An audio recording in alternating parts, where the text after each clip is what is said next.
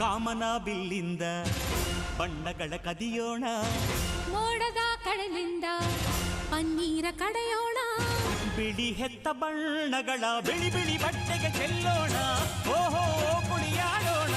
ಹೋಳಿ ಹೋಳಿ ಹೋಳಿ ಹೋಳಿ, ಏಳೇಳು ಬಣ್ಣದ ಬೆಳ್ಳಿ ಹೋಳಿ.